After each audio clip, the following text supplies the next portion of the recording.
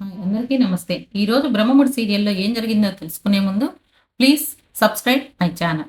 ఇక సీరియల్‌లోకి వెళ్తే తాతయ్య గారు రుద్రాణిని, రాహుల్‌ని ఇంట్లో నుండి బయటికి వెళ్ళండి అని అనగానే రుద్రాణి కాళ్ళ మీద పడి ఏడుస్తున్నట్లు ముసల కన్నీరు కారుస్తూ ప్రాధేయపడుతూ ఉంటుంది. ఇంత అర్ధాంతరంగా బయటికి వెళ్తే ఎక్కడికి వెళ్ళాలి? పసిబిడ్డను తీసుకొని నాకు ఎవరున్నారు? అని అడుగుతూ ఉంటుంది తాతయ్యని. అంతలో స్వప్న నన్ను కాదు వెళ్ళమంది. నిన్ను, నీ కొడుకును. అయినా నేనెందుకు వస్తాను? నేను, నా బిడ్డ ఇక్కడే తాతయ్య ఇచ్చిన ఆస్తితో హ్యాపీగా ఉంటాము అని చెప్పి అంటుంది.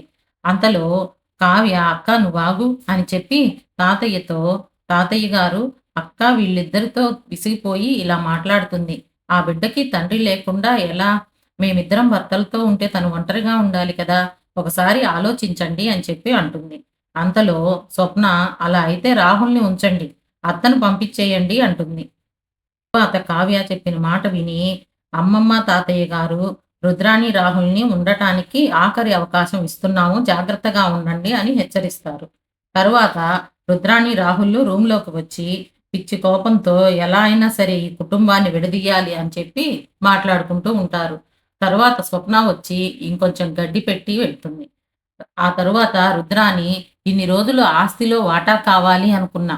ఇప్పుడు ఆస్తి మొత్తం నా పేరు మీదకి ఎలా తెచ్చుకోవాలో అని ఆలోచిస్తున్నానని చెప్పి రాహుల్‌తో అంటూ ఉంటుంది. తర్వాత రాజ్, కావ్య కళ్యాణ్‌ని మెచ్చుకుంటూ భార్యను ఏ సపోర్ట్ లేకుండా పోలీస్ ఆఫీసర్‌ని చేశావా అని చెప్పి అంటూ ఉంటారు. అంతలో ధాన్యలక్ష్మి వచ్చి పెళ్ళాన్ని ఉద్ధరించాను అని కాదు నాకు కావాల్సింది. నువ్వు గొప్పవాడివవ్వాలి. రాజులా పేపర్‌లో పడాలి. అంతేగాని నువ్వు రాసిన పేపర్‌ని చూసుకొని మురిసిపోతే సరిపోదు అని 4 చివాట్లు పెట్టి వెళ్ళిపోతుంది. తర్వాత అప్పు ఇదంతా విని ఏడుస్తూ ఉంటే కావ్య వచ్చి లిరిక్ రైటర్ గురించి ఆలోచించు. ఏమి చేయాలి అన్నది ఆలోచించు. కవి గారికి తెలియకుండా ఏం చేయాలో చూడు అని హెచ్చరిస్తుంది. ఆ రైటరే ఆ రైటరే కదా కవి గారిని ఎదగనీయకుండా చేస్తుంది అని చెప్పి ఆలోచించమని చెప్పి అప్పుకి సలహా ఇస్తుంది. అంతలో అప్పు చాలక్క ఇక నేను అల్లుకుపోతాను అని చెప్పి చెప్తుంది. తర్వాత సామంత్, అనామిక చెంప పగలగొడతారు. నా వల్ల నా నీ వల్ల నా పరువు, డబ్బు మొత్తం పోయాయి. నీకు నాకు ఇక సంబంధం లేదు అని చెప్పి వెళ్ళిపోతాడు. అందుకు అనామిక కోపంతో నా సంగతి తెలీదు.